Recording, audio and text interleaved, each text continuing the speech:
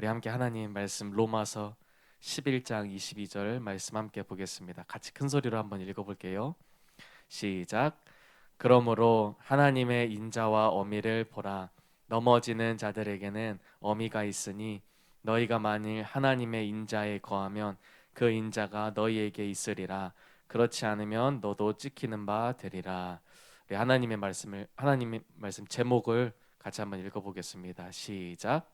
하나님 얼굴 그리기, 이런 제목으로 하나님 말씀 전할게요. 목사님은 설교를 이렇게 하면서 조금 죄를 책망하는 설교를 좀 많이 해요. 그렇죠? 그래서 맨날 여러분들에게 죄를 지적하고 죄를 깨닫고 하나님 앞에 나오는 그런 부분에 대해서 많이 책망하고, 그래서 언성도 많이 높아요. 맨날 소리 지르고 화내고 그런 것 같죠? 그래서 근데 그게 맞아요. 성경을 보고 목사님이 신앙생활을 한 그 경험을 봐도 죄를 깨닫는 건 너무나 중요해요. 죄를 깨닫지 않잖아요. 그러면요 신앙생활이 시작할 수가 없어요. 죄를 깨닫지 않으면요 예수님이 필요하지가 않아요. 예수님이 그랬잖아요. 건강한 자에게는 의사가 필요 없고 병든 자에게 필요했다. 당연한 거죠. 우리가 건강하면 병원 갈 생각 있어요, 없어요? 없죠. 근데 뭐 다니다가 갑자기 다리가 부러져 봐요. 그러면 제일 간절한 사람이 누구예요? 하나님. 할렐루야. 우리 교회는 믿음이 이게 달라요. 믿음 수준이 뭐 할렐루야 축복합니다. 그렇죠. 흐름을 잘 따라와야 돼. 흐름을. 우리 다치면 그렇죠. 주여. 뭐다뭐 병원 안 가고 막 기도해서 나와 버리니까 의사가 아파도 의사가 쓸데없네요. 아무튼 뭐 이 그 지금 이제 말하고자 하는 의미는 아프면 이제 병원 가잖아요. 의사 앞에 이렇게 의사 앞에 시무룩한 표정으로 의사 앞에 가요. 똑같 마찬가지라는 거예요. 누가 예수님 앞에 나오느냐?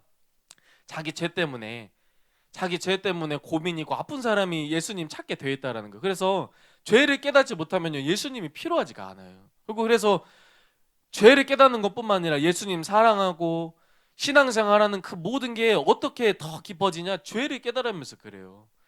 사함이 적은 자, 하나님께 예수님께 용서받은 게 적으면 예수님을 적게 사랑할 수밖에 없다 그랬어요. 또 바울의 그 신앙의 고백을 보세요. 자기가 처음에는요 예수님 앞에서 죄를 깨닫지 못하니까 어때요? 예수님 위해서 열심히 일하는데 예수님 핍박하고 박해가는 폭행자였어요. 근데 죄를 깨닫기 시작하자 보니까 바울이 눈 뜨고 보니까 자기가 사도들보다도 제일 작은 자였어요. 눈 뜨고 보니까. 또 눈 뜨고 보니까 교회에서 가장 작은 성도보다도 작은 자였어요. 제가 아무것도 아닌 거예요. 죄 때문에. 또 더 눈을 뜨고 보니까 자기가 죄인 중에 괴수예요. 제일 자기가 죄인이고 자기가 제일 괴수예요. 그 중에. 이렇게 신앙이 깊어지는 거예요. 이렇게. 그래서 목사님이 여러분들에게 맨날 막 이렇게 인상을 쓰고 찡그린 표정을 지으면서 죄를 책망하고 그래요. 근데 목사님이 그런 설교를 하면서 항상 마음에 이렇게 부대끼고 갈등이 있었는 게 뭐냐면요. 내가 이렇게 학생들에게 이렇게 설교하면 학생들이 날 미워하겠다 그 생각이 들어요. 그리고 내가 험악한 사람인 줄 알겠다 그 생각이 들었어요. 그리고 또 더 나아가서 그러면 하나님이 무서운 사람으로 알겠다. 우리 학생들이 맨날 하나님 뭐 목사님처럼 소리 지르고 하나님이 뾰족한 눈으로 내 죄만 쳐다봐가지고 막 그거 막 이렇게 무섭게 두렵게 하시는 그 하나님이겠다 막 그렇게 여러분들이 오해하지 않을까 그런 걱정들이 항상 날마다 들었어요. 그래서 이 설교를 준비했어요. 이 설교를. 그래서 하나님의 얼굴을 이 설교를 통해서 여러분 마음 가운데 잘 이렇게 그려보는 시간이 되었으면 좋겠어요. 먼저 동영상을 하나 이렇게 보고 시작할게요. 뭐냐면요, 아빠가 자녀 앞에서 두 가지 얼굴 표정을 보여줘요. 하나는 방구 듣고 재밌게 웃는 얼굴 표정, 하나는 무표정을 보여줘요. 그러면 이제 자녀가 그거에 대해서 어떻게 반응하는지 실험을 한 그런 동영상이 한번 보고 우리 하나님 말씀 보겠습니다.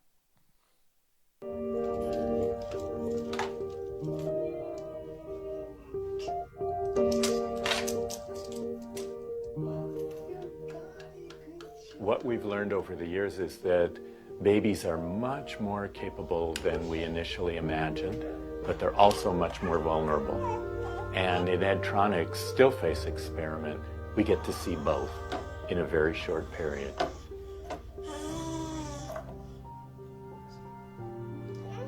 We see the baby and the dad playing together in their routines. There are things that they know about each other and things that they do together, and it's fun. And then we ask the dad to turn away, and when he turns back, to keep his face completely still and not respond to the baby.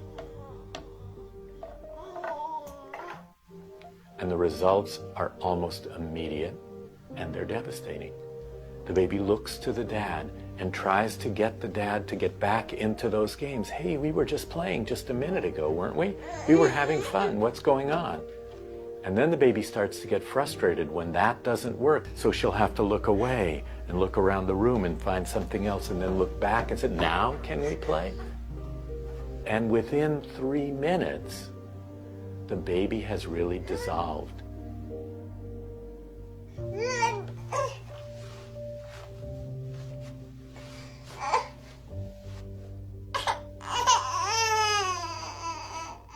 She is trying to get out of the chair. She's uncomfortable. She's reaching out to dad. She's crying. And then we ask the dad to turn away again. And when he turns back, to go back to being regular dad. And it's a joyous reunion. They get back into their routines, the things that they do together, the things that they were just doing 3 minutes before. And the baby settles down and gets back to the comfort zone that she's developed with the dad. 네, 여기까지 보는데요.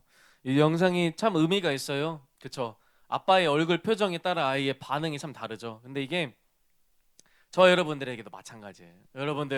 여러분 마음속에서 지금 여러분 아빠를 한번 떠올려 보세요. 마음속으로. 아빠를 한번 생각해 보세요. 아빠가 여러분 마음속에서 웃고 있나요? 무표정으로 계시나요? 이게 우리 삶에 영향을 끼쳐요. 근데 더 나아가서 하나님이 우리의 아빠예요. 근데 하나님을 한번 여러분 생각해 보세요. 하나님이 여러분 마음속에서 한번 그려보세요. 하나님의 얼굴을. 하나님이 여러분 어떻게 보고 계세요? 그게 우리의 삶에 막대한 영향력을 끼쳐요. 그래서 가정과 교회는 상당히 비슷하고 같다고 봐도 돼요. 그렇죠? 가정은요 작은 교회예요. 가정은 아빠를 중심으로 해서 모여진 공동체고, 교회는 하나님 아빠를 중심으로 해서 모여진 공동체예요. 근데 가정이 아빠가 어떤 사람이냐에 따라서 가정이 천국이 될 수도 있고 지옥이 될 수도 있어요. 아빠가 좋은 사람이면 그 가정에서 자라는 자녀들은 어때요? 아주 사랑받고 잘 자랄 수 있겠죠. 근데 아빠가 그렇지 못하고 무섭고 엄하고 자기에게 함부로 대하고 그런 아빠 밑에서 자란 그 아이들은요 많은 괴로움을 받을 수 있어요. 목사님은 그래서 참 그런 부분들이 많이 이렇게 마음에 많이 있어요. 가정이 건강하지 못한 거. 요즘에 가정을 보면요 온전한 가정이 별로 없는 것 같아요. 다 엄마 아빠 사이가 깨져 있고 엄마 아빠와 자녀들 간의 관계가 깨져 있고, 그래서 진짜로 하나님의 사랑으로 자녀들을 사랑해야 할, 사랑으로 양육해야 할 그런 가정들이 깨어 있어가지고 자녀가 사랑을 못 받아서요 못 자라요. 여러분 그거 아세요? 사람은요 밥 먹는다고 자라는 게 아니에요. 밥 먹는다고 성장하는 게 아니라 사랑을 먹어야 돼요. 사랑을. 그래서 참 우리 학생들의 가정에도 사랑을 못 받아서 그 마음에 나무가 자라지 않는, 그 마음이 자라지 않는 우리 학생들도 참 많을 텐데, 그런 생각을 하면서 여러분 이 설교를 끝까지 들어보면서 하나님 아빠가 얼마나 우리를 사랑하시고 하나님 아빠가 우리를 얼마나 돌보시는지 그 사랑을 깨달아서 여러분 혹여나 여러분 가정에서 엄마 아빠가 나에게 충분한 사랑을 주지 못하더라도 하나님 사랑 때문에 여러분의 마음이 건강해지고 부유해지는 그런 축복이 여러분 가운데 있기를 예수님의 이름으로 축복합니다. 아무튼 우리는 사랑을 먹어야 돼요. 사랑을. 근데 여러분 이처럼 자녀는 아버지의 영향력을 많이 받아요. 그래서 미국에 마음을 이렇게 연구하는 많은 사람들이 이런 결과를 냈대요. 성인이 된 자녀들이 사회생활을 하면서 겪는 문제, 어려움들을 이렇게 따라가다 보니까 뭐가 나왔냐면 옛날에 엄마 아빠의 관계가 나왔대요. 그러니까 사회생활을 하면서 뭐 잘 적응을 못하고 어려움을 겪고 막 문제가 있는 사람들을 보면 옛날에 엄마 아빠의 관계 속에서 뭔가가 문제가 있었던 거예요. 그거를 밝혔대요. 또 미국 사회학자들이 연구를 해봤는데 폭력적인 아빠, 폭력적이고 무서운 아빠 밑에서 자란 70% 이상 그 자녀들이 어른이 돼서 똑같이 자기의 자녀들에게 폭력을 행하고, 또 그렇지 않으면 많은 술을 먹는 그런 알코올 중독자가 되거나 이렇게 그들의 삶이 망가지는 경우를 봤대요. 70% 이상이. 아빠의 영향력이 그렇게 크다라는 거예요. 근데 특별히 아빠는요, 딸들과의 관계 속에서 더 큰 영향력을 끼친대요. 어떤 박사님이요, 딸과 아버지가 좋은 관계에 있으면 그 딸이 불안과 우울증이 발생할 위험이 적고, 그렇지 않은 그 딸들보다 스트레스를 덜 받는데요. 그러니까 마음이 건강하다라는 거예요. 아빠랑 잘 지내고 아빠의 사랑을 많이 받으면 마음이 건강하다라는 거예요. 그래서 아빠가요, 여러분들 어렸을 적에 많이 놀아줘요? 여러분들과? 잘 안 놀아줘요? 아빠는 이렇게 밖에 나가서 일하고 저녁 늦게 와서 피곤해서 막 주무시고 막 그래요? 엄마보다 때로는 아빠가 여러분들과 놀고 같이 함께하는 시간이 적어요. 그런데 아빠가 자녀와 많이 놀아주잖아요, 어렸을 적에. 그러면요, 이 자녀가 커가지고 낯선 환경에 적응하는 그 적응력이 뛰어나대요. 새로운 환경에 닥쳐도 두려워하지 않고 그것에 빠르게 적용할 수 있는 능력이 갖고 있대요.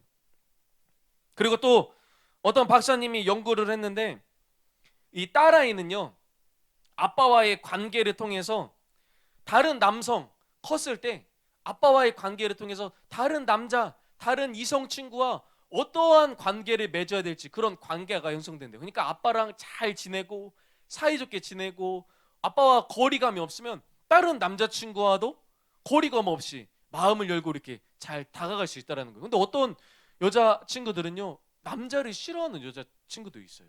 우리 중에도 그런 학생들이 있을 수 있어요. 그렇죠?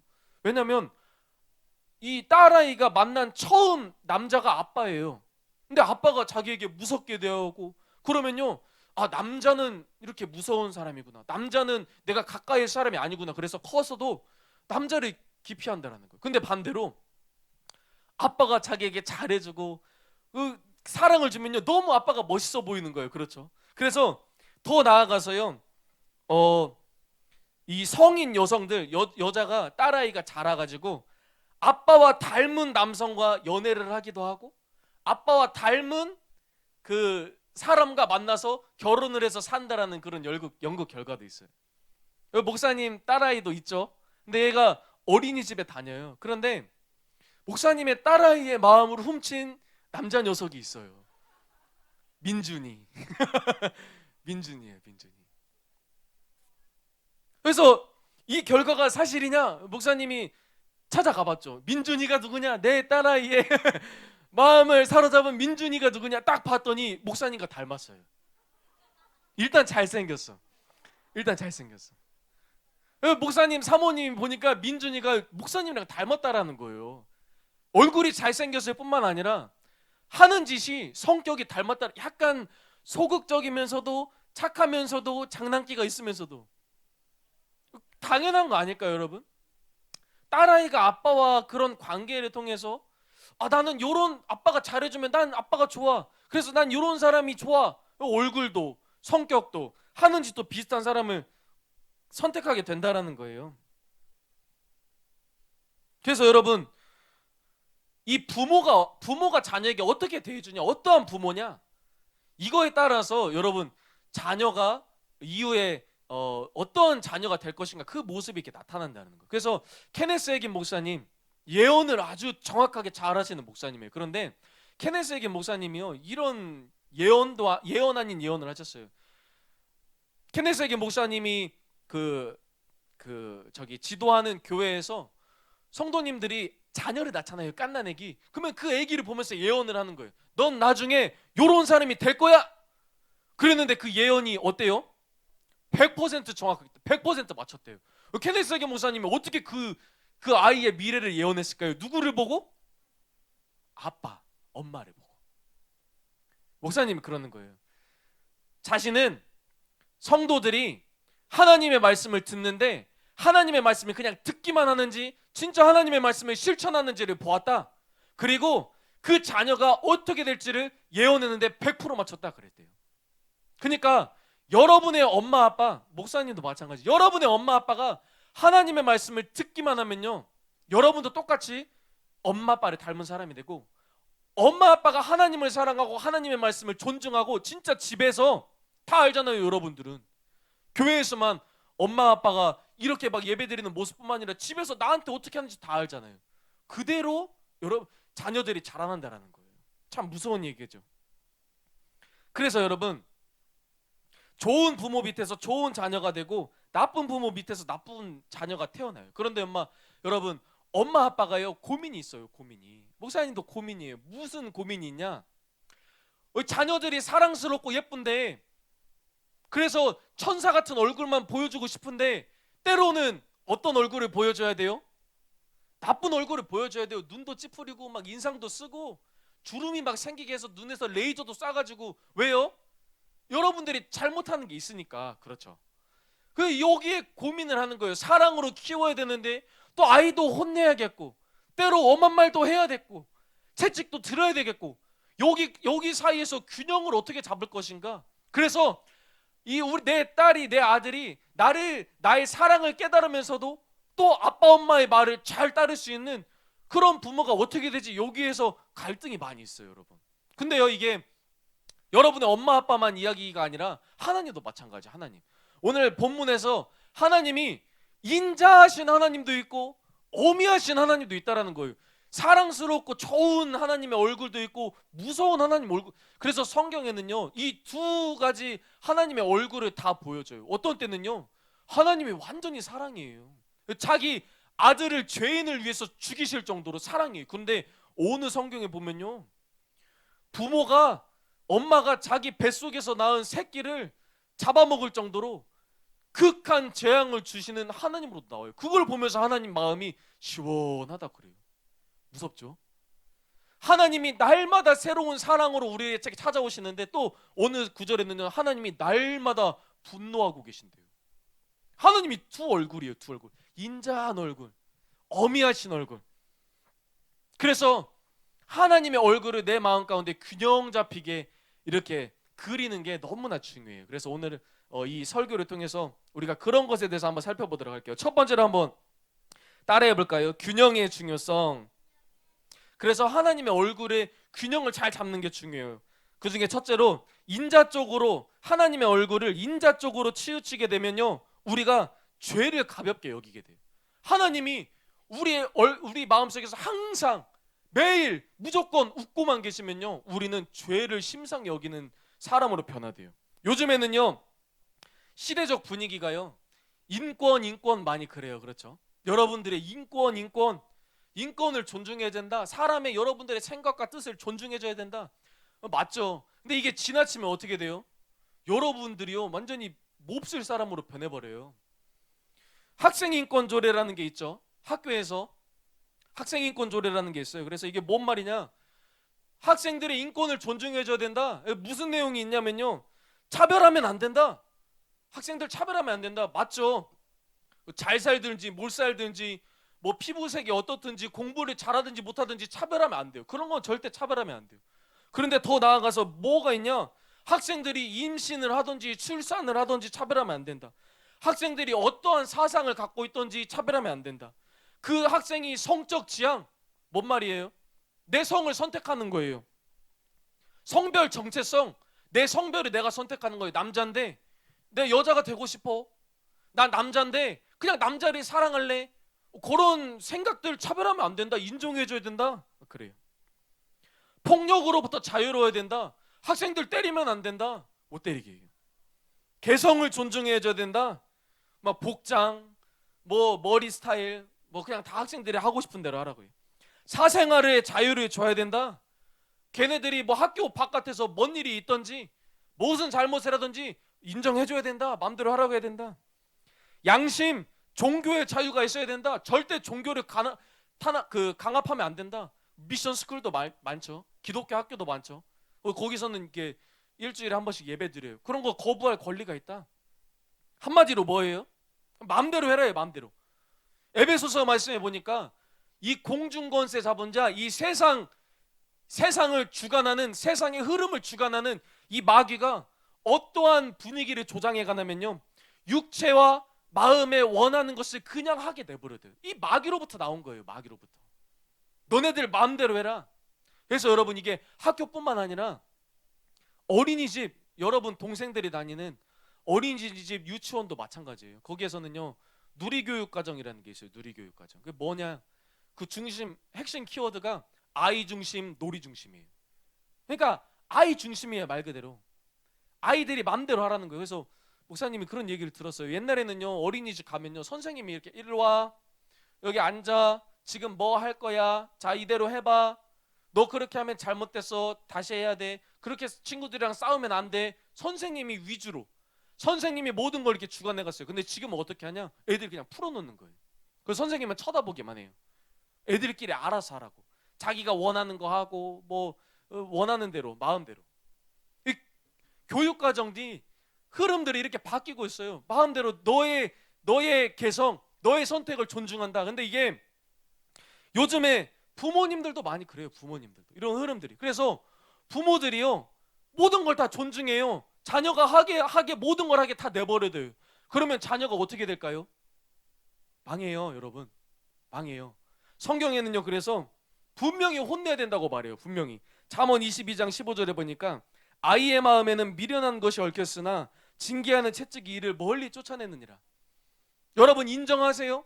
여러분의 마음에 미련한 것이 막 이렇게 얽혀 있다라는 걸 인정하세요? 여러분의 선택이 올바르지 않다라는 것을 인정하세요? 그래서 여러분, 엄마 아빠가 혼내는 건요, 당연해요. 채찍을 드는 건 당연해요. 여러분 맞아도 싸다고 생각하나요? 목사님이 20대 돼서 그 생각이 딱 들더라고요. 아, 우리 엄마 아빠가 나를 잘 때려주셨구나. 적절하게 잘 때려주셨구나. 과하게도 아니고 적절하게 잘 맞았구나. 잘 맞았구나. 이런 생각이 들더라고요. 그래서 여러분, 분명히 엄마 아빠가 체벌을 해야 돼요. 체벌을 하지 않잖아요. 어떻게 되냐? 엘리 제사장의 아들처럼 돼요. 엘리 제사장의 아들. 엘리가 대제사장이었어요. 하나님을 제일 가까이 섬기는 자였어요. 그런데 엘리의 두 아들 홈니와 비느하스는 어땠어요? 불량자였어요. 불량자. 성경은 그 두 아들이 불량자래요. 얼마나 불량했나?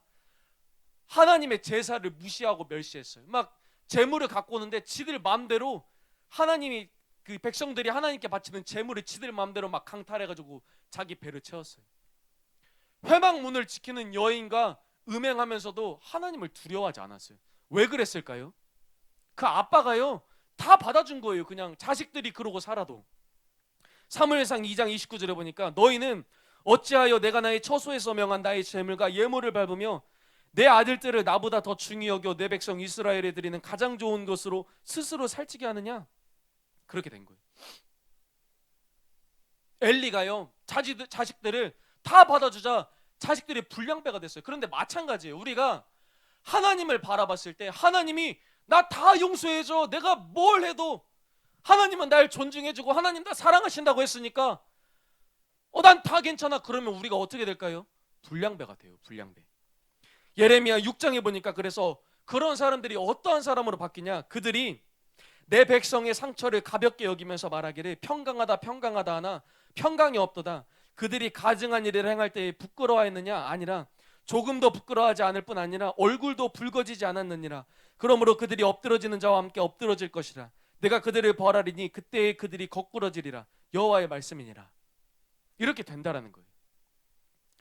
목회자는 뭐예요? 목사님은 뭐 하는 사람인 줄 아세요? 바울이 그랬어요. 중매쟁이래요. 중매쟁이. 중매쟁이가 뭔지 알아요, 여러분? 중매쟁이가 뭔지 알아요? 어떤 사람들 결혼시키려고 소개시켜주는 사람이에요. 바울이요, 예수님 모르는 불신자들, 믿지 않는 사람들을 예수님과 잘 이렇게 소개시켜줘가지고 예수님의 아름다운 신부, 예수님과 결혼하게 만드는 사람이에요. 목사님이 집에 같이 사는 그 분이 전문 중매쟁이가 있어요. 전문 중매쟁이. 아주 그냥 중매를 잘 시켜요. 목사님 사모님이 맨날 그게 막 머리가 돌아가요. 저 사람은 저 사람과 잘 어울리겠다 해서 막 중매해가지고 막 이렇게 결혼시킨 몇 커플이 있어요. 네, 목사님이 하는 일이 그거예요. 여러분들을 예수님과 잘 중매시키는 거예요. 근데 중매쟁이가 해야 될 중요한 중요한 게 뭐냐?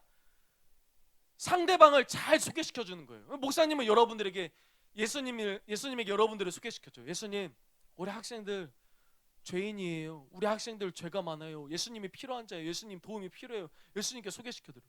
예수님을 여러분들에게 소개시켜 줘야 돼요. 그런데 여러분, 거짓말하면 안 돼요. 예수님 무조건 좋은 사람이야. 너 죄 지어도 예수님이 너 사랑해. 예수님 이런 분이야. 예수님은 무섭지 않아. 두려워하지 마. 예수님 뭔 짓을 해도 죄를 지어도 괜찮아. 예수님 이런 분이야. 그러면요, 예수님과 여러분의 사랑이 성사될 수 있을까요? 안 돼요. 예수님이 여러분들이 내쳐버려요. 그리고 여러분들이 어떤 사람이 되냐? 죄를 가볍게 여기는 사람들이 되어버려요. 그래서 방금 말씀처럼 백성들이 죄를 가볍게 여겨요. 그러면서 부끄러운 일을 행하면서도 양심의 찔림을 받지 않을 뿐만 아니라 막 얼굴도 빨개지지 않았다고 그래요. 그냥 죄에 대해서 얼굴이 두꺼워져요. 양심이 무뎌져요. 예수님을 잘못 알면, 하나님의 얼굴을 잘못 그리면. 그래서 방종한 삶을 살게 된다라는 거예요. 그래서 왜 사람들이 죄를 지으면서도 양심에 안 찔리고 하나님 앞에 겁없냐? 하나님을 두려워하지 않기 때문에 그래요. 로마서 3장 말씀에 보니까 이런 말씀이 있어요. 그들의 목구멍은 열린 무덤이요, 그 혀로는 속임을 일삼으며 그 입술에는 독사의 독이 있고 그 입에는 저주와 악독이 가득하고 그 발은 피 흘리는데 빠른지라 파멸과 고생이 그 길에 있어 평강의 길을 알지 못하였고 그들의 눈앞에 하나님을 두려워함이 없느니라 함과 같으니라. 그들의 목이요, 열린 무덤과 같대요. 그러니까 이 목구멍에서 죽일 말들이 많이 나온다는 거예요. 그 막 입술에 독이 있고 그 입에 악독이 가득하고 뭐예요? 말이 잔인하다는 거예요. 말을 함부로 하고 욕하고 남들 흉보고 비방하고 겁이 없는 거예요. 왜요? 왜? 그들의 눈앞에 하나님을 두려워함이 없기 때문에. 왜 하나님을 두려워하지 않죠? 하나님의 심판을 모르기 때문에. 그거 아세요, 여러분? 성경에 보니까요, 하나님의 심판대 앞에서 우리의 입이 우리의 행한 말들과 행한 일들을 하나님께 직고한다 그랬어요. 우리 입술이요, 하나님 앞에서 다 말한다라는 거예요. 심판 때. 나 이런 말 했어요. 나 친구 이렇게 미혹했어요. 나 이런 잘못 저질렀어요. 나 이런 죄. 하나님 앞에서 자기 입술로 다 직고한대요. 하나님의 보좌 앞에 책들이 놓여져 있대요. 계시록에. 그런데 그 책들에 우리가 행한 모든 일이 기록되어 있대요. 그리고 우리가 행한 대로 하나님 앞에서 심판을 받는대요. 하나님 보시는 거예요. 내가 보니까 너는 하나님 믿는다고 했는데 교회 나오고 예배 드렸는데 뭐야 이게? 책들에 네가 행한 일 보니까 네 집에서, 네 학교에서, 너 혼자 있을 때 이런 일을 행했네? 감출 수가 없다고 나와요. 왜 하나님을 두려워하지 않죠? 심판이 없다라고 믿는 거예요. 심판이 없다. 여러분, 두려워해야 돼요. 하나님을. 두려워하지 않으면요, 심상히 여겨요. 그런데 여러분, 그 책에서 내 죄를 지울 수 있는 지우개가 뭐예요? 회개예요. 회개. 그래서 회개가 이토록 중요한 거예요. 심판에서 죄를 면할 수 있기 때문에. 내가 회개하기만 하면요, 흔적도 없이 다 그 책에서 내 죄를 지워주시기 때문에. 그래서 하나님이 자백하라는 거예요. 우리의 죄를 자백하면 그는 미쁘시고 의로우사 우리의 모든 죄를 깨끗하게 지워주신다라고 말하는. 그래서 회개가 귀한 거예요, 여러분. 그리고 여러분, 이런 심판하시는 하나님을 절대로 가볍게 여기면 안 돼요. 이스라엘 백성들이 왜 죽은 줄 아세요? 멸망하는 죄 가운데 하나가 뭐였어요? 너희는 그들처럼 주를 시험하지 말라 그랬어요. 주를 시험. 뭐예요? 설마 그런 거예요. 설마. 이스라엘 백성들이 생각했을 땐 하나님이 10가지 재앙으로 기적을 통해서 자기를 구원한 거예요. 막 광야에서 떡을 내려주시고 매출하게 내려주시고 자기를 이렇게 승리하게 하셨는데 설마 하나님이 우리가 이 죄 때문에 하나님 우리 버리실까? 그것 때문에 이스라엘 백성들이 망했다라는 거예요. 그래서 여러분, 우리가 하나님의 균형을 잘 잡아야 돼요. 하나님은요, 우리를 벌하시고 우리를 심판하시는 하나님이에요. 그래서 여러분, 하나님을요 두려워하는 거는요 마땅해요. 많은 사람들이 하나님 두려워하지 마, 하나님은 사랑이야 이렇게 말하는데요, 그 잘못된 거예요. 하나님을 두려워하는 건 당연한 거예요. 예수님께서 누가복음 12장에서 이렇게 말씀하셨어요. 내가 내 친구 너희에게 말하노니 몸을 죽이고 그 후에는 능히 더 못하는 자들을 두려워하지 말고 마땅히 두려워할 자를 내가 너희에게 보이리니 곧 죽인 후에 또한 지옥에 던져 넣을 권세 있는 그를 두려워하라. 내가 참으로 너희에게 이르느니 그를 두려워하라. 그렇게 말해요. 우리가 왜 죄를 짓는 줄 아세요? 또 다른 한편으로는 두렵기 때문에 그래요. 내가 하나님 말씀대로 순종하면요 손해보거든요. 내가 하나님 말씀대로 순종하면요 나에게 불이익이 당하고 손가락질 당하고 제자들처럼 심지어는 죽임을 당할 수도 있어요. 그게 두려운 거예요. 세상 것 잃는 게 두려운 거예요. 그런데 그런 거는 두려움의 대상이 안 된다는 거예요. 마땅히 두려워할 일을 내가 너에게 보여줄 것이다. 하나님인데 이 하나님 왜 두려워해야 되냐? 그 하나님은 이 땅의 것을 주거나 거두실 뿐만 아니라 우리를 천국 보내느냐 지옥 보내는 그 열쇠를 하나님께서 갖고 계시기 때문에 마땅히 두려워해야 된다. 그래서 왜 우리가 하나님을 두려워해야 되냐? 지옥 안 가려고 두려워해야 되는 거예요. 지옥. 하나님 자신이 두려워해야 될 분이 아니라 하나님이 우리의 죄 때문에 우리가 지옥에 보낼 수 있는 분이기 때문에 그런 거예요. 그래서 하나님께서 사람에게 두려움을 주시는 목적은 뭐예요? 죄로 인해서 지옥의 형벌을 피하라는 거예요. 죄를 두려워하고 지옥을 두려워하라는 거예요. 하나님이 사람에게 두려움을 주는 목적은 이거예요. 이스라엘 백성을 보세요. 하나님께서 이스라엘 백성들을 출애굽시켰어요. 그리고 시내산에서 하나님의 법을 모세를 통해서 줘요. 그런데 조용히 모세만 불러가지고 두 돌판에 십계명 써서 줘도 되거든요.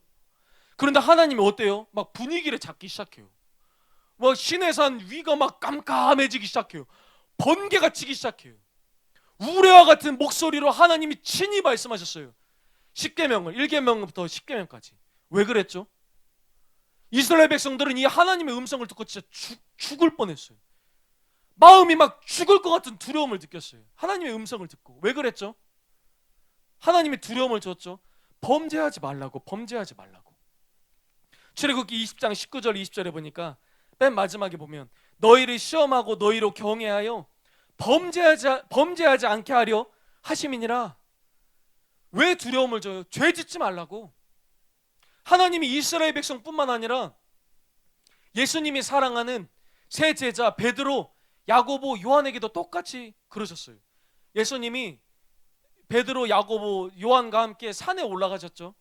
그리고 예수님이 모세와 엘리야와 함께 아름다운 모습으로 변해져서 모세와 엘리야와 예수님께서 그렇게 제자들에게 보여주셨어요. 아주 분위기가 좋았어요. 그래서 베드로가 막 기쁜 거예요. 막 아름다운 예수님, 모세와 엘리야를 보면서 막 기분이 너무 좋아요. 그래서 예수님 내가 초막셋을 지을게요.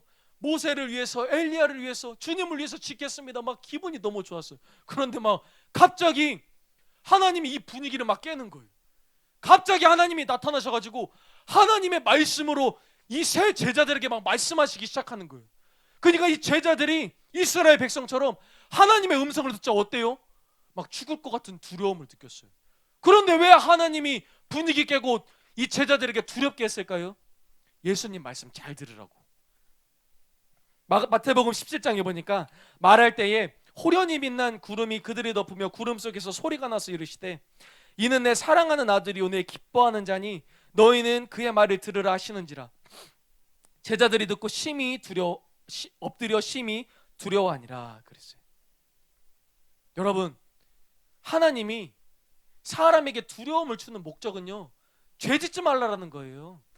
예수님 말씀에 순종하라는 거예요. 구약시대 보세요. 그래서 막 구약시대 보면 무서운 게 많잖아요. 간음하면 막 데리고 가서 돌로 쳐 죽였어요. 부모 말씀 거역하고 부모에게 대들고 부모 저주하면 그 자리에서 끌고 와서 돌로 쳐 죽였어요. 하나님의 이름을 모독하고 우상 숭배하고 그러면 데리고 와서 바로 돌로 쳐서 죽였어요. 자기 돌멩이로 쳐 죽여 사람이 죽어가고 있어요. 자기 돌에 맞아서. 얼마나 무섭겠어요. 고라, 나단, 아비람, 온이 당짓고 모세를 대적했어요. 너만 하나님의 사람이냐? 우리도 레위 지파다. 우리도 하나님 섬긴다. 모세 너만 하나님이 사랑하시는 자냐? 막 모세를 대적했어요. 어땠죠? 땅이 막 갈라졌어요. 땅이. 땅이 입을 벌려가지고 모세를 대적했던 그 사람들을 다 땅이 삼켜버렸어요. 하나님을 원망하자 전염병이 돌아가지고 몇만 명이 죽어버렸어요. 그 자리에서. 왜 그랬죠? 왜 하나님이 이렇게 두렵게 하죠? 아나니아가 삽비라가 성령을 속이고 땅값 얼마를 감춰뒀어요. 어땠죠? 둘 다 그 자리에서 죽었어요. 왜 그렇죠? 죄 짓지 말라고. 죄가 이렇게 무서운 거기 때문에 두려움으로 죄 짓지 말라고. 그것 때문에 그런 거예요. 그래서 여러분, 바울이요, 사람들에게 설교를 했는데, 바울이 왜 사람들에게 설교를 했냐? 고린도후서 5장 11절에 이렇게 말해요. 우리는 주의 두려우심을 알므로 사람들을 권면하거니와 그랬어요.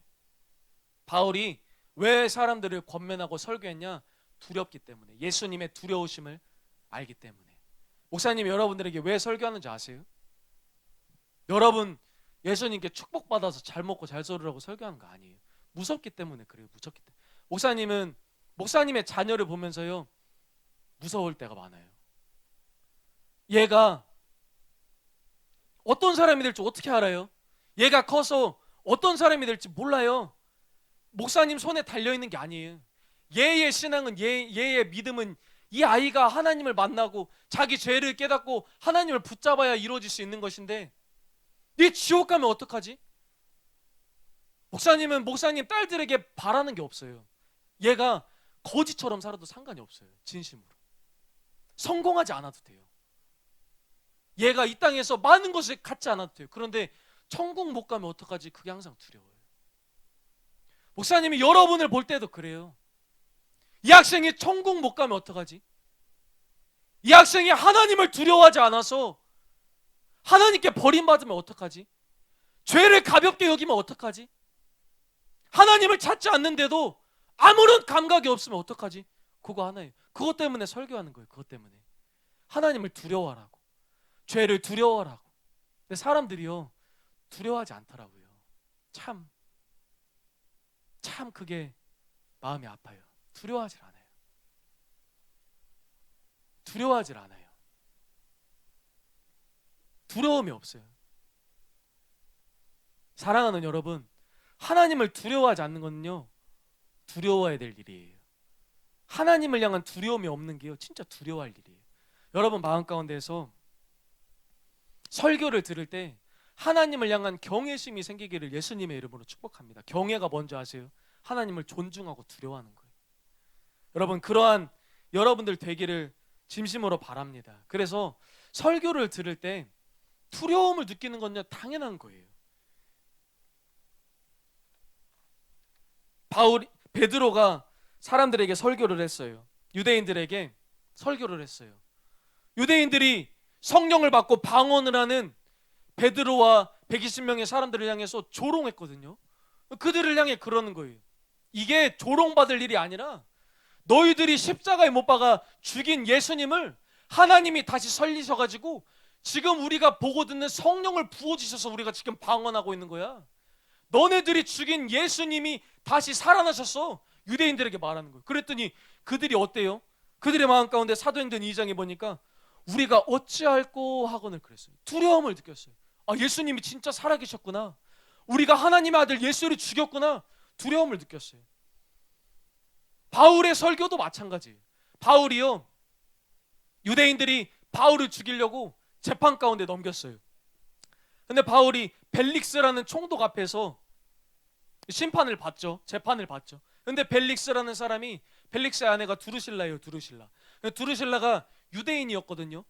그래서 유대인이니까 예수님에 대한 이야기를 알아요. 그래서 이 벨릭스 총독도 이 두루실라 자기 아내로부터 예수 믿는 하나님의 말씀을 들어서 알고 있었어요. 그래서 바울을 불러가지고 좀 나에게 설교를 해달라 저녁에 불렀어요. 그래서 바울이 벨릭스와 두루실라를 딱 놓고 설교를 하기 시작했어요. 그런데 이 벨릭스의 마음이 어떠한 마음이 들었어요? 두려운 마음이 막 들기 시작했어요. 사도행전 24장에 보니까 바울이 어떤 설교를 했냐? 바울이 의와 절제와 장차 오는 심판을 강론하니 벨릭스가 두려워하여 대답하되 지금은 가라, 내가 틈이 있으면 너를 부리라 하고, 바울이 정말 대단한 설교를 한 거거든요. 이게 바울이 벨릭스와 두루실라를 놓고 의와 절제와 장차오는 심판에 대해서 이야기했대요. 이게 뭐냐? 벨릭스라는 사람이 아주 나쁜 사람이었거든요. 막 남의 것을 엄청 횡포하고 못 가지면 거짓말로 선동해가지고 그 사람을 죽이고라도 남의 것을 강포하고 횡탈하는 악한 사람이었어요. 의롭지 못한 사람이었어요. 그리고 벨릭스가 이 두루실라, 자기 아내 두루실라와의 관계가 합당한 관계가 아니었어요. 다른 사람의 아내를 빼앗은 관계였어요. 두루실라. 그러니까 이 절제와도 거리가 멀죠. 그렇죠. 근데 바울이 거기다 대고 자기를 재판할 벨릭스 앞에서 의와 절제와 장차오는 심판을 설교한 거예요. 한마디로 벨릭스 총독, 너 그렇게 살면 장차오는 심판에서 너 멸망받아 그랬어요. 벨릭스가 어때요? 당연히 두려움을 느끼죠. 아, 나 이러다 죽겠구나. 당연히 두려움을 느끼죠. 근데 여러분, 더 두려운 게 뭔지 아세요? 벨릭스가 회개했어요, 안 했어요? 하나님 말씀 듣고 두려움을 느꼈는데 벨릭스가 회개하지 않았어요. 그 뒤에 구절을 보니까 벨릭스가 바울을 여러 차례 더 불러서 하나님의 말씀을 들었어요. 그런데 바울을 부른 이유 중에 하나가 또 뭐가 있어요? 바울에게 돈을 좀 받기를 원하는 마음도 있었어요. 그래서 이 벨릭스의 마음이 어때요? 가시밭인 거예요. 가시밭. 하나님의 말씀을 듣기도 하는데 그 마음에 세상 염려도 있는. 그래서 우리의 마음밭이 이렇게 중요한 거예요. 두려움을 느껴도, 하나님의 말씀을 들을 때 두렵고 떨려도 내 마음 가운데 세상 것을 포기 못하면요, 벨릭스가 합당한 결정을 안 내려요. 회개하지 않았어요. 유대인들이 두려워가지고 바울을 계속 감옥에 가둬뒀어요. 그리고 그는 회개하지 않았어요. 여러분도 마찬가지예요. 여러분 마음 가운데 하나님의 말씀을 들을 때 두려움이 느끼죠.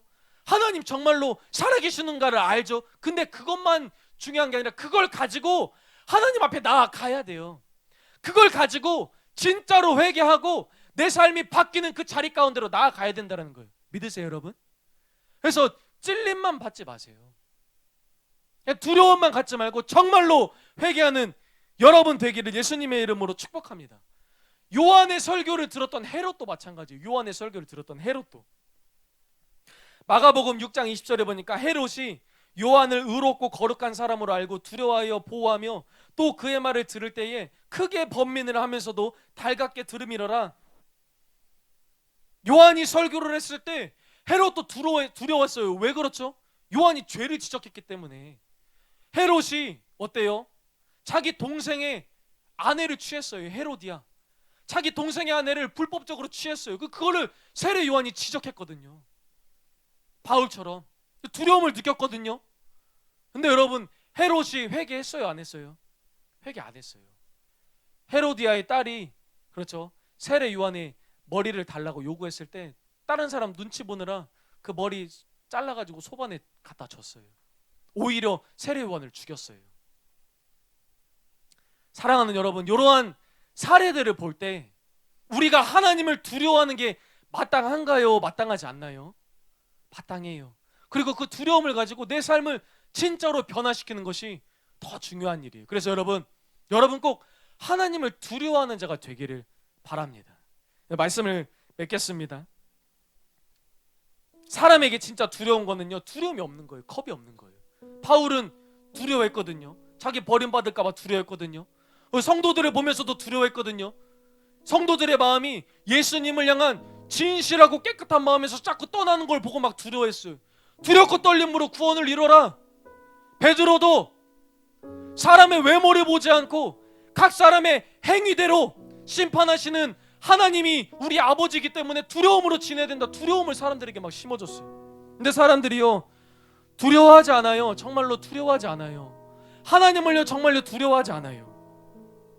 그래서 여러분, 목사님은 여러분들이요, 이런 좋은 두려움, 여러분들의 영에 진짜로 가치가 있고 진짜로 필요한 그런 두려움을 갖기를 원합니다. 고린도후서 7장 9절 10절에 보니까요, 바울이 이렇게 말해요. 내가 지금 기뻐함은 너희로 근심하게 한 까닭이 아니요 도리어 너희가 근심함으로 회개함에 이른 까닭이라. 너희가 하나님의 뜻대로 근심하게 된 것은 우리에게서 아무 해도 받지 않게 하려 함이라. 하나님의 뜻대로 하는 근심은 후회할 것이 없는 구원에 이르게 하는 회개를 이루는 것이요 세상 근심은 사망을 이루는 것이니라. 고린도후서라는 성경에서는요, 신약 성경에서 근심, 걱정, 염려 이런 단어가 가장 많이 나와요. 이 완전히 근심 걱정 책이에요. 근심 걱정 책. 왜 그러냐? 바울과 고린도 성도들이요 막 서로 근심 걱정을 막 주고받기 때문에 그래요. 고린도 교회 성도들이 바울의 복음을 듣고 하나님을 믿은 사람이었어요. 그런데 이 고린도 교회 성도들이 바울이 멀리 떠나 있을 때 이 고린도 성도들이 미혹하는 거짓 사도들의 막 유혹을 받는 거예요. 그래서 하나님 말씀대로 막 잘 살지도 않고 그 거짓 사도들이 막 가운데서 이간하는 거예요. 야, 바울은 말도 잘 못해, 능력도 없어, 그건 진짜 하나님의 사람이 아니야, 막 이간하니까 바울과 고린도 성도 사이가 막 금이 가기 시작하고 멀어지기 시작하는 거예요. 그래서 이 고린도 교회 성도들 때문에 바울이 막 근심하기 시작한 거예요. 걱정돼가지고 막 수일 동안 눈물을 보내고, 그래서 안 돼서 이제 편지를 쓰기 시작했어요. 고린도 성도들에게 아니다, 내가 진짜 하나님의 사람이고 너희들은 복음으로 돌아와야 된다, 눈물의 편지를 막 쓰기 시작했어요. 근데 그 고린도 교회 성도들이 바울의 편지를 받고 어때요? 또 이 고린도 교회 성도들이 막 마음에 근심하기 시작했어요. 바울이 우리 때문에 우리가 죄 지어가지고 이렇게 걱정하고 근심하고 날마다 울고 있대. 바울이 고린도 교회 성도들이 막 근심하기 시작했어요. 그런데 고린도 교회 성도들은 벨릭스 총독처럼 헤롯 왕처럼 그냥 걱정만 하고 근심만 하고 두려움만 가진 게 아니라 이걸 가지고 하나님 앞에 나아가지고 회개했어요. 그 뒤에 바울이 이 말씀을 하는 거예요. 내가 지금 너무나 기뻐하고 있다. 내가 예전에는 내 편지를 받고 슬퍼하는 너희들의 모습을 보면서 내가 걱정하고 근심했다. 그런데 지금은 내 마음이 너무나 즐겁고 기쁘다. 왜냐하면 너희들이 하나님이 주시는 근심을 했고 그 근심을 가지고 회개했기 때문에 내 마음이 너무나 기쁘다. 이렇게 말하는 거예요. 하나님은요, 하나님을 믿는 하나님의 백성들에게 걱정하지 말래요. 야야야, 너희들 이 땅에 먹고 마시는 거 걱정하지 말래요. 무엇을 먹을까, 무엇을 마실까, 무엇을 입을까, 그런 거 걱정하지 마. 그거는 하나님 모르는 사람들이 걱정하는 거야. 내가 너희 아버지인데 하늘나는 새를 봐, 들에 핀 백합화를 봐. 걔네들이 수고하고 노력하더냐? 내가 걔네들도 불쌍히 여겨서 먹을 거, 마실 거, 입을 거 다 돌봐주고 있잖아. 하물며 너희들 내가 돌봐주지 않겠냐? 아궁이에 던져지는 들풀을 한번 봐라. 수고하지도 않고 길쌈도 하지 않고 노력도 하지 않으면서 다 내가 돌보는데 너희들 내가 돌보지 않겠냐? 걱정하지 마. 세상 거, 너희들 미래 성공 걱정하지 마. 걱정하지 말래요. 그런데 하나님이 우리에게 걱정을 주기를 원하는 게 있어요. 하나님 우리에게 근심을 주고 두려움을 주기를 원하는 게 있어요. 뭐예요? 여러분들의 영혼을 걱정하라는 거예요. 여러분들의 삶을 돌아보면서 죄가 있으면 그것 때문에 걱정하고 근심하고 두려워하라는 거예요. 그래서 그것 때문에 마음 아파하고 고통받고 회개하라는 거예요. 회개. 이게 하나님의 뜻이에요. 뜻. 이런 좋은 걱정이 우리 마음 가운데 있어요. 목사님도요, 이번 주에 참 이 말씀과 맞는 그 비슷한 경험을 했어요. 목사님 딸을 좀 혼냈어요.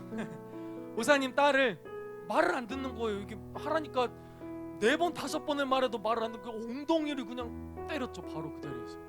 그랬더니 얘가 갑자기 막 입을 삐죽거리면서 막 눈물을 막 낫기 시작하는 거예요. 그랬더니 막 목사님을 날카로운 눈으로 막 레이저를 쓰면서 쳐다보는 거예요. 주아야, 그렇게 하면 안 돼. 그거 너가 잘못한 거야. 아빠가 너에게 몇 번 얘기했어. 그렇게 하는 건 안 돼. 그거 잘못이잖아. 얘가 잘 안 받아들이더라고요. 그래가지고 뭐 너 할 말 있어 아빠한테? 그랬더니 할 말 있대요. 뭐 할 말 해봐. 그랬더니 아빠가 저를 미워하는 것 같아요. 그러더라고요. 아빠가 저를 나 너 미워하지 않아. 아빠는 널 사랑해.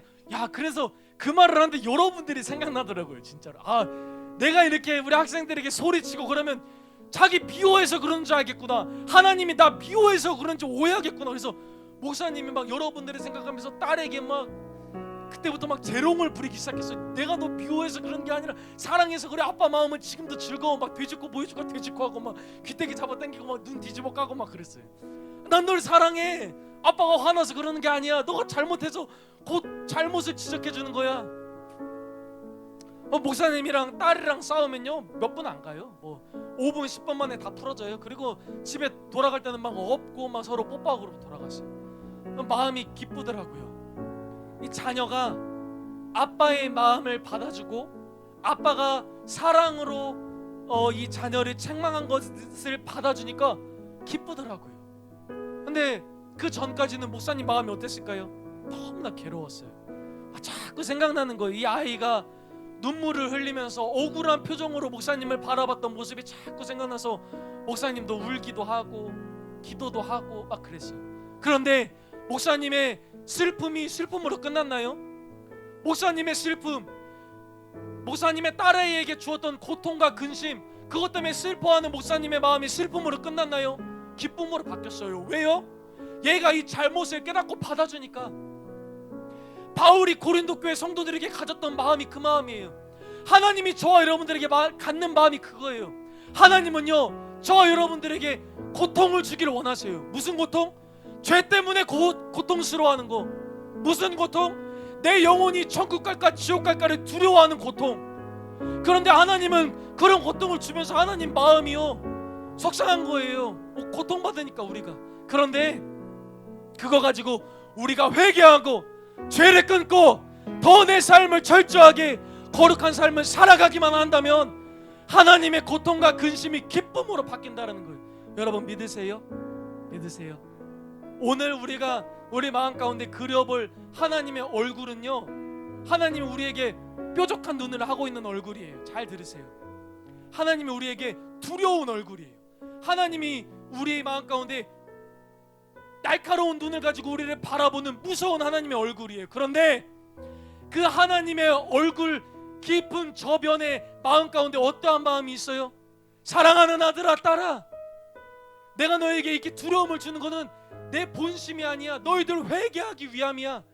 너희들 진짜 살리기 위함이야. 너희들 진짜 천국 보내기 위함이야. 너희들이 죄를 가볍게 여기지 않고 죄를 두려워하고 무서워해서 죄 짓지 않게 하기 위함이야. 그 얼굴 표정으로 우리를 바라보신다는 거예요. 여러분 믿으세요? 그래서 우리가 그 하나님께 우리가 함께 기도하겠습니다. 우리가 그 하나님을 바라보면서 하나님, 내 마음 가운데 건강한 마음을 주세요. 내 마음 가운데 균형 잡힌 하나님의 얼굴을 그릴 수 있도록 도와주세요. 하나님, 하나님은 우리가 죄를 고백하기만 하면 7번에 70번까지 언제든지 얼마든지 용서하시는 하나님이시지만 또한 반대로 매일 우리의 죄 때문에 슬퍼하시고 속상해하시고 분노하시고 심판하시는 그 하나님이라는 사실도 우리가 깨달아서 우리가 건강한 마음으로, 우리가 떨며 두려움으로 또한 기쁨으로 하나님께 나아가게 하소서. 왜냐하면 하나님은 사랑이시기 때문에 우리에게 두려움과 근심을 주고 계시면서도 하나님 마음도 걱정하고 두려워하고 계시는, 근심하고 계시는 사랑의 하나님이시기 때문에 하나님, 우리가 건강한 두려움을 가지고 하나님 앞에 나아가게 하소서. 그리고 이 시간 내 삶 가운데 있는 모든 죄들을 하나님 앞에서 두렵고 떨림으로 회개하고 고침받는 자들 될 수 있도록 주님 이 시간 함께 해주세요. 우리가 여러 마음으로 함께 하나님께 기도하겠습니다. 방언으로 큰 소리로, 또 내 마음 가운데 찔림이 있다라면, 내 마음 가운데 들었던 두려움이 있다라면 그것을 가지고 나아가셔야 돼요. 그것을 가지고 회개에 이르기까지 가지고 나아가시는 여러분 되시기 바랍니다. 함께 기도하겠습니다. 산으로 빚으시고 그와 같이 깨끗게 거룩하게 하소서. 흠없이 정결